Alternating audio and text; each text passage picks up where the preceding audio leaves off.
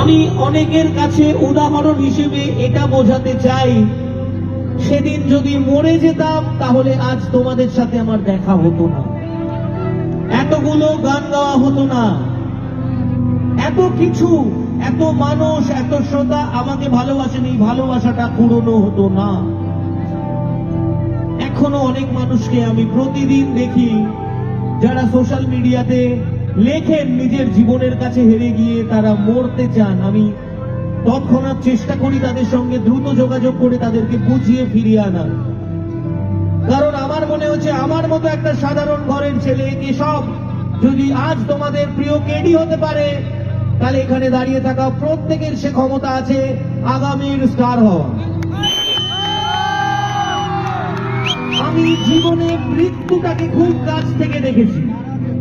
যদি বলো কিভাবে, আমার জীবনে এমন একটা সময় এসেছে যখন মনে হয়েছিল আমার জীবনে কালকে সকালটা আসবে, তো যখন মনে হয়েছে আমি কালকে কিভাবে আবার বাড়িতে থাকবো, যখন মনে হয়েছে আবার আগামী কালকে আমি কিভাবে গান গাইব, কিন্তু সেই সিচুয়েশন গুলো সবটাই ওভারকাম করে আজ তোমাদের সামনে তোমাদের ভালোবাসার, তোমাদের আশীর্বাদের কেশব। যারা ভেঙে পড়ছো প্রতি মুহূর্তে, মনে হচ্ছে পকেটে 2 টাকা নেই, আমার জীবনে কিছুই বোধহয় হবে না বা হলো না, বিশ্বাস করো তুমি তোমার কর্মের পথে যদি নিষ্ঠার সাথে এগিয়ে যেতে পারো, তাহলে তুমি যদি ঈশ্বর বিশ্বাসী হও, তুমি যদি আল্লাহ বিশ্বাসী হও, তারা তোমাকে ফিরিয়ে দেবে, কারণ তুমি যে নিষ্ঠাবান তোমার কাজের প্রতি। আমি তার উদাহরণ। আমি আমার কাজের প্রতি ফোকাস ছিলাম। আজকে যেটুকু হোক, আমি বিরাট কিছু বড় শিল্পী নই, আমি খুব সামান্য ক্ষুদ্র একজন শিল্পী। সেখান থেকেও আমার একটা পরিচয়, আমার একটা আশীর্বাদ পাওয়ার জায়গা তৈরি হয়েছে। আমি বলবো, যার পকেটে আজ 2 টাকা নেই, কাল তার রোজগারের পয়সায় 2000 মানুষের অন্ন জুগতে পারে, শুধু একটু নিজের প্রতি কনফিডেন্স চাই। আমি মঞ্চে আসার পর প্রথম দিকে বলেছিলাম আমার শরীর খারাপ, আমার প্রচন্ড শ্বাসকষ্ট হচ্ছে, কিন্তু আমার মনে হয় আজ অনুষ্ঠান চলাকালীন তোমরা বুঝতে পারোনি। আমি বুঝতে দিইনি, কারণ তোমরা ছিলে বলে আমার মনের মধ্যে অক্সিজেন এমনি ঢুকে যাচ্ছে, আমার শরীর এমনি কথা বলছে, এমনি গান গাইছে।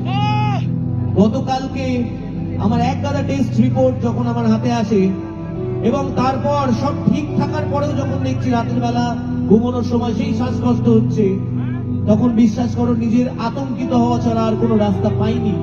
তবে নিশ্চয়ই তোমাদের আশীর্বাদে দ্রুত সুস্থ হয়ে যাব। আমার এই বাম হাতটা গত সপ্তাহে পড়ে গিয়ে এই হাতটা, এই হাত থেকে ডিসলোকেট হয়ে যায়। আমাকে ডাক্তার 1 মাসের জন্য এরকম গলায় ঝুলিয়ে দিয়েছিল, কিন্তু যখন মঞ্চে আসি না, ভালো লাগে না, ওই হাতটা এইভাবে দাঁড়িয়ে কার্টুনের মতন গান গাইতে ইচ্ছে করে না। তাই তোমাদের সাথে তোমাদের এই অক্সিজেনটা নিয়ে ব্যথা, প্রচন্ড ব্যথা, আমি হাতটা উঁচুও করতে পারছি না, এত পেইন। তারপরেও তোমাদের সাথে আছি শুধু এই মনোবলের জন্য যে আগামীর সকালটা অনেক সুন্দর যাতে হয়, যাতে আমি আমার পরিশ্রমের জায়গায়, এই মঞ্চের জায়গায় আমি আমার নিষ্ঠার সঙ্গে তোমাদেরকে গান শুনিয়ে যেতে পারি। কারণ একজন শিল্পীকে যখন বুক করা হয়, তখন তার অসুস্থতার কথা জেনে করা হয় না।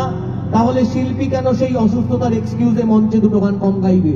আমার এটা প্রশ্ন। আমি আমার কেরিয়ার, আমার নিজের কাছেই প্রশ্ন করে আমি আমার মঞ্চে যতটুকু সময় আমি আমার অসুস্থতা সময় কাটাই, আমার সুস্থতার সময়ও ততটুকু সময় মঞ্চে থাকি।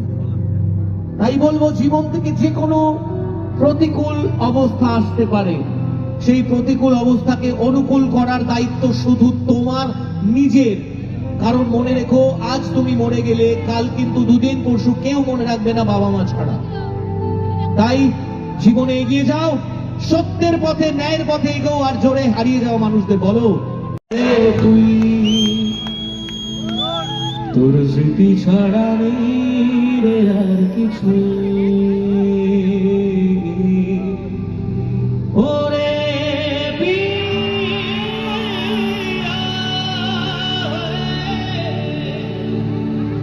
ওরে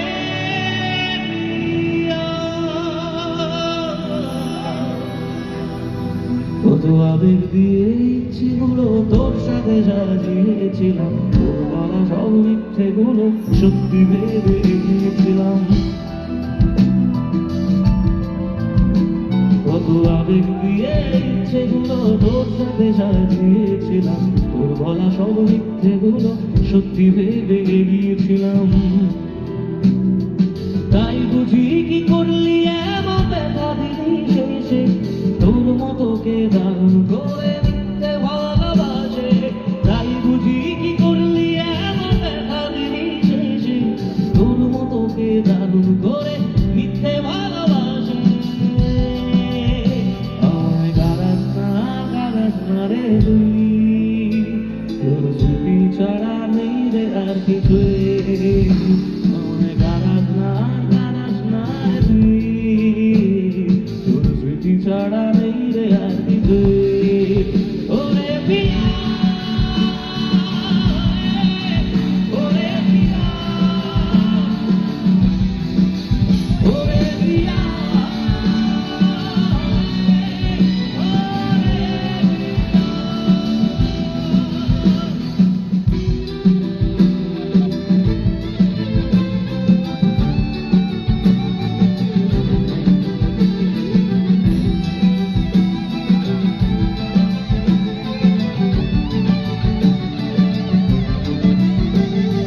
হয়তো কোনদিন সুধীর তুই অন্য কারো তারার মতো জ্বলব, তবু ওরে তোর মতো হয়। আবার হয়তো কোনদিন সেদিন তুই অন্য কারো তারার মতো জ্বলব, তবু ওরে তোর মতো হয়। তুই চাইবি আমাকে, সেদিন তুই অন্য কারো তারার মতো জ্বলব, নহলে জ্বলেছি, তবু ওরে তোর মতো হয়। দেব না বাকি একদিনও কি ভালোবাসা ছিল না রে মনে, দারুণ খেলা খেলি রে